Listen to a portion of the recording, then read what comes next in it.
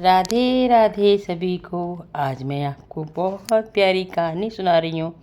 जैसे गोवर्धन की परिक्रमा लगाते हैं, वृंदावन की लगाते हैं, उसी तरह बरसाने में भी राधा रानी के मंदिर की परिक्रमा लगती है। वो 3 कोस की है, उसे बरसाने की परिक्रमा बोलते हैं।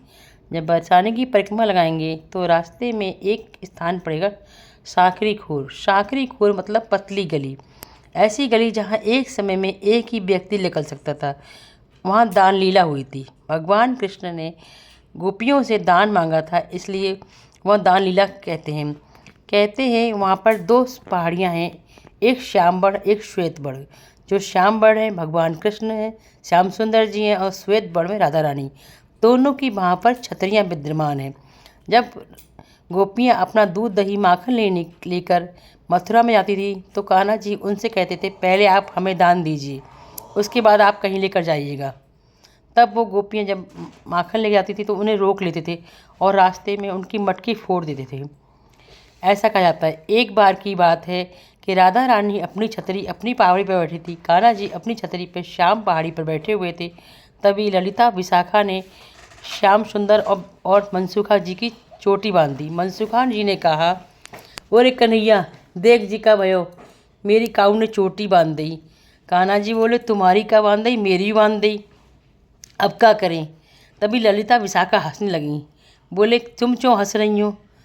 तो उन्होंने कहा, हम इसलिए हंस रहे हैं कि तुम बहुत चतुर बनते थे, तो हमारी रोज़ मटकी फोड़ते, आज हमने तुम्हारी चोटी बांध दी। तो उन्होंने कन्हैया जी बोले, हमें मुक्त करो। कि हम मुक्त नहीं करेंगे, अब तो तुम्हें राधा रानी की शरण में जाना पड़ेगा।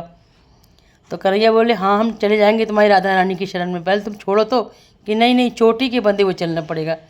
तभी दूसरी श्वेत पहाड़ी पर से राधा रानी देख लेती हैं और ललिता विशाखा से कहती हैं, ऐसा है तुम इनकी चोटी खोल दो।